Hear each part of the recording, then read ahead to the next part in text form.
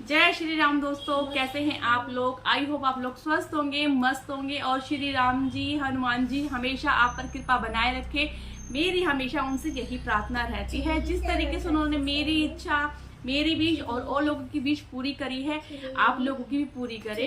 तो चलिए आज की वीडियो में हम ये बात करते हैं कि मेरे को बहुत से कमेंट आ रहे हैं कि दीदी मैंने हनुमान चालीसा का संकल्प लिया था तो हमारी विश क्यों नहीं पूरी हो रही है। और कई लोगों की जो संकल्प लेते हैं वो बीच में ही टूट जाता है, तो ऐसा क्यों हो रहा है। और आपका संकल्प लेने के दौरान भी कई लोग 100 बार पाठ कर रहे हैं तब भी संकल्प पूरा नहीं हो रहा है, 7 बार भी कर रहे हैं, 11 बार भी कर रहे हैं। तो क्या ऐसा सॉलिड कारण है कि आपकी विश पूरी नहीं हो रही है। जब दूसरे लोगों की विश पूरी हो रही है तो आपकी क्यों नहीं हो रही है। आप ऐसा क्या गलती कर रहे हैं, क्या मिस्टेक कर रहे हैं जो आपकी विश पूरी नहीं हो।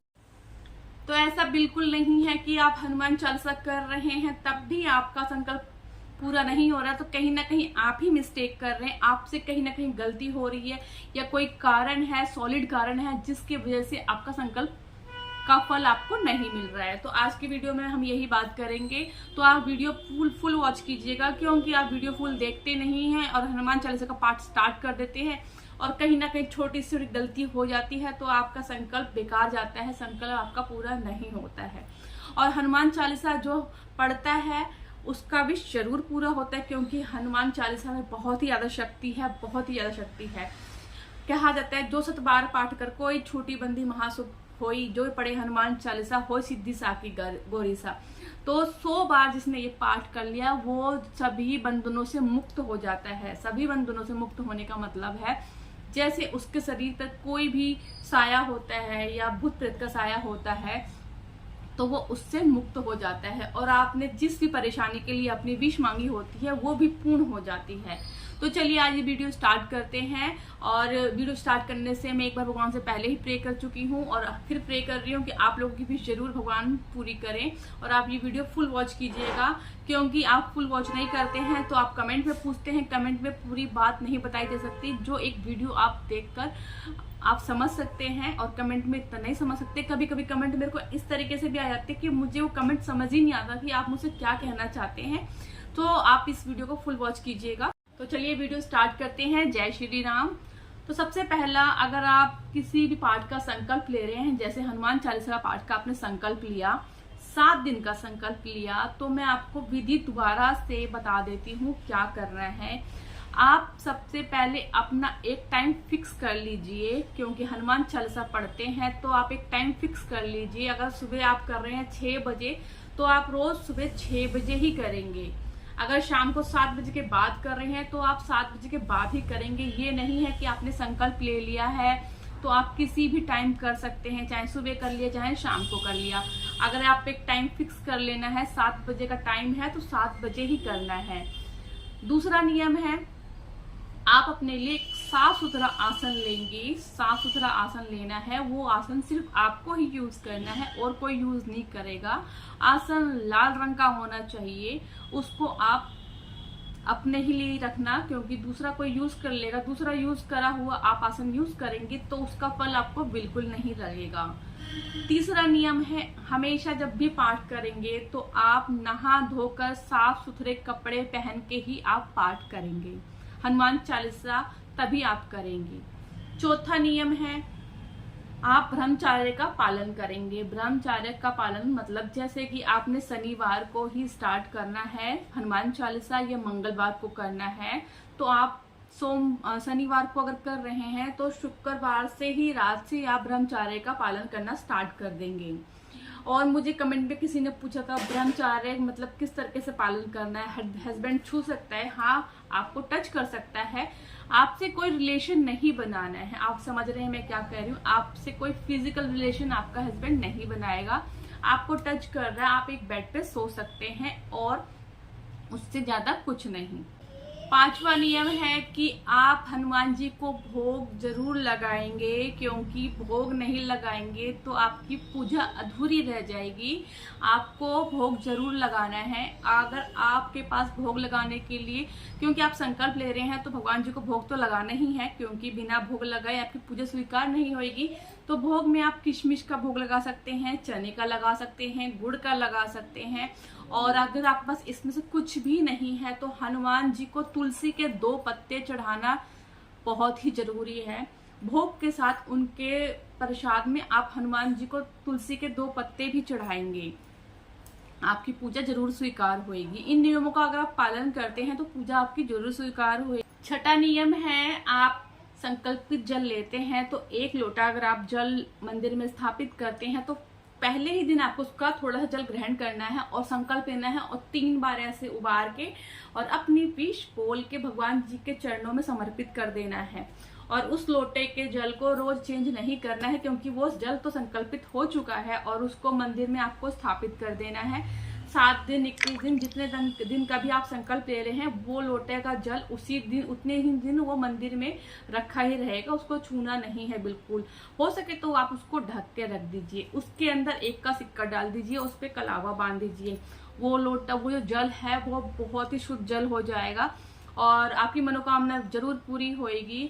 और सबसे जरूरी बात कि आप जो दिया जलाते हैं, और हो सके तो आप तिल के तेल का दिया जलाएं।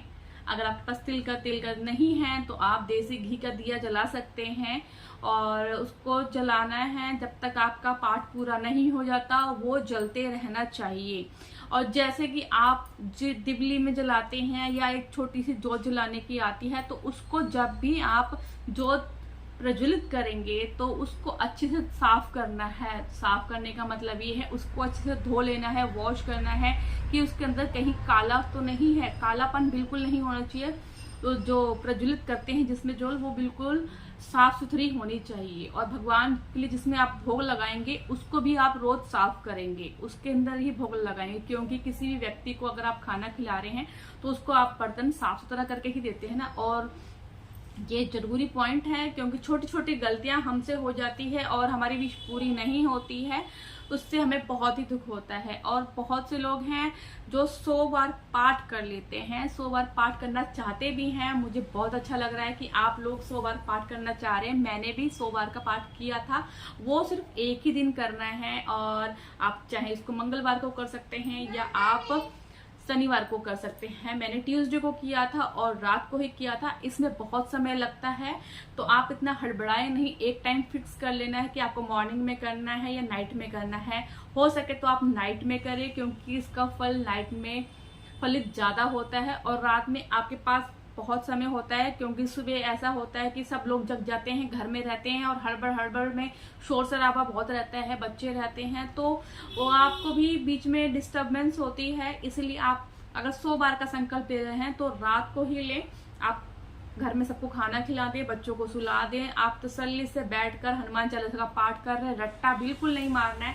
अगर आपको याद है तो अच्छी बात है, ना तो आप पुस्तक लेकर बैठेंगे, हनुमान चालीसा की पुस्तक लेकर बैठेंगे और उसमें एक एक शब्द को बड़े ध्यान से पढ़ेंगे। और एक उसमें इम्पोर्टेंट बात और, जो तुलसीदास जहाँ पे लिखा है, तुलसीदास सदा हरि चीरा कीजे नाथ हृदय महाडेरा। तुलसीदास के जगह पे आपको अपना नाम उच्चारित करना है। जैसे कि अपना नाम, मेरा नाम खुशी है तो मैं खुशी बोलूंगी, आपका नाम जो भी है आप अपना नाम बोलेंगे, तो अपना नाम का उच्चारण करना है। जैसे खुशीदास बोल के आप अपना वो पूरा लाइन बोलेंगे। और राम नाम का जाप बहुत ही जरूरी है, बहुत ही जरूरी है, बहुत ही जरूरी है। और जब भी आप संकल्प लेते हैं, हनुमान जी का पूजा करते हैं, तो नीला वस्त्र और काला वस्त्र छोड़कर सभी वस्त्र धारण कर सकते हैं। बस उसके अंदर एक नियम है कि वो वस्त्र साफ सुथरा हो। और 100 बार अगर संकल्प लेते हैं 100 बार का, तो उसमें टाइम लगता है ज्यादा से ज्यादा 4 से 5 घंटे लगेंगे करने में। और उस पर आप रट्टा नहीं मारेंगे, धीरे धीरे करेंगे, क्योंकि 100 बार 100 बार पाठ करे कोई छूटी बंदी महासुख होई। तो ये जो लिखा है ना तुलसीदास जी ने, ये कुछ गलत नहीं लिखा है। साक्षात उनको हनुमान जी ने दर्शन दिए थे, तभी उन्होंने, तुलसीदास जी ने इसकी रचना की थी और उन्होंने ही लिखा था इन पंक्तियों को। तो उसकी जगह आप, तो तुलसीदास की जगह आपको अपना नाम उच्चारित करना है। और जो उनका भोग लगाने के बाद रात को पूरा, आपको एक कमेंट और आया था कि हमें मतलब जगे रहना है, जोत प्रज्वलित करके नहीं, आपको जगे रहना नहीं है। आप अपनी पूजा पाठ करके आप सो सकते हैं और सुबह उठकर उस प्रसाद को आप खा सकते हैं, घर में सबको दे सकते हैं।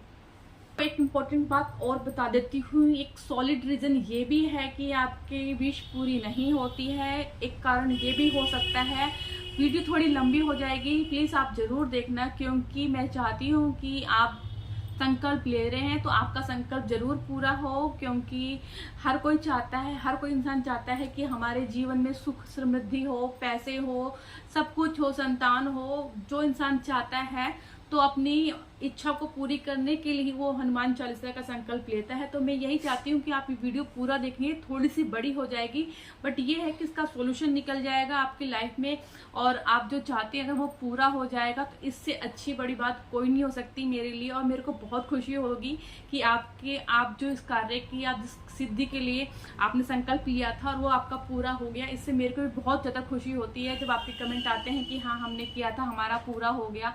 और जब नेगेटिव कमेंट आते हैं ना कि मेरा विश पूरा नहीं हुआ, तो मुझे बहुत दुख होता है। तो स्पेशल ये वीडियो मैं इसीलिए ही बना रही हूँ कि कहीं आपसे कुछ गलती हो रही है, इसी वजह से कहीं आपकी वो रुकावटें आ रही हैं। तो चलिए अब मैं आपको बताती हूँ, सॉलिड रीजन ये भी हो सकता है अगर आपके घर में हमेशा लड़ाई झगड़ा कलेश रहता है और जो भी इनकम आती है वो इनकम आपकी दवाइयों में चली जाती है, हमेशा आपस में मनमुटाव रहता है, पति पत्नी में लड़ाई झगड़ा रहता है, तो इसका कारण एक हो सकता है आपका पितृदोष। पितृदोष हो सकता है। पितृदोष का मतलब ये होता है कि जैसे आपके घर में किसी की सडनली मौत हुई हो, जो आपको नहीं पता, और कईयों को पता भी होता है, कईयों को नहीं पता होता, सडनली मौत हुई हो, जैसे दादा परदादा और भी उनसे आगे की पीढ़ी, तो उनकी अंतिम संस्कार अच्छे से नहीं किया गया हो तो उनकी जो आत्मा होती है वो हमेशा भटकती रहती है, तो वही आपको परेशान करती है। और जब वो आपको परेशान करती है तो आपकी इच्छाएं पूरी नहीं होती है, कहीं ना कहीं वो हमेशा रुकावटें होती हैं। चाहे घर में 2 मेंबर हो, 4 मेंबर हो, वो हमेशा ही आपस में लड़ते रहते हैं, यहाँ तक कि लोगों के बीच में डाइवोर्स भी हो जाता है, हस्बैंड वाइफ के बीच में, उनको पता नहीं चलता है और छोटी छोटी बातों के लिए लेकर लड़ाई झगड़ा रहता है। तो इसका एक सॉल्यूशन मैं आपको बताती हूँ कि अगर आप कुंडली में पितृदोष है तो आप एक बार पंडित जी को दिखा लीजिए। ये लक्षण मैंने आपको बता दिया है। और अगस्त सितंबर में आपका आ रहा है, ये क्या कहते हैं, पितरों का आ रहा है, तो आप इसके अंदर क्या कर सकते हैं, पितरों की पूजा करवा सकते हैं। उनके लिए आप जब आप खाना बनाएं तो उनके लिए सुबह शाम उनके नाम से खाना निकाल दीजिए, और एक बार हो सके तो आप एक बार पूजा करवा लेना उनके नाम से। क्या पता आपके घर में जो परेशानी आ रही हो और जितनी प्रॉब्लम हो उसका सॉल्यूशन निकल सके। तो मैं बस यही चाहती हूँ कि आप लोगों की जितनी ये परेशानियां हैं वो खत्म हो जाए। एक महत्वपूर्ण बात और, हो सके तो आप मंगलवार या शनिवार को हनुमान जी के मंदिर जरूर जाएं, उनके दर्शन करें, वहां बैठें और हनुमान चालीसा पढ़ें, अपने जो आपके कष्ट है उनके आगे बताएं, क्योंकि हनुमान जी बहुत ही मतलब निर्मल हृदय के हैं, वो आपकी प्रार्थना जरूर स्वीकार करेंगे। और उनके लिए चोला लेके जाएं, चोला पहन के वो बहुत खुश होते हैं। मंगलवार के दिन आप अपने नाम का चोला जरूर चढ़ाएं, वहां पर जाके लड़के लोग खुद से चढ़ा सकते हैं, उनको पहना सकते हैं, और लड़कियां लोग ये गलती ना करें, आप उनको चढ़ा सकते हैं, उनको छूना नहीं है। अगर आप चोला चढ़ाना चाहती हैं अपनी इच्छा रख के तो आप चोला दे सकती हैं, पंडित के द्वारा आप वो पहना सकते हैं। पंडित को आप दे दीजिए, या हनुमान जी के मंदिर जो हनुमान जी की मूर्ति है उनके आगे रख दीजिए और अपनी विश पूरी कर दीजिए। आप ये मंगलवार में करके देख लीजिए, 5 मंगलवार या 11 मंगलवार करके देख लीजिए, उनको चोला चढ़ाना, आपकी मनोकामना जरूर पूरी होएगी। और जो भी आप लोगों को प्रॉब्लम है आप मुझसे पूछ सकते हैं कमेंट बॉक्स में, मैं उसको रिप्लाई जरूर करूंगी। और आज की वीडियो यहीं तक। जय श्री राम, जय श्री राम।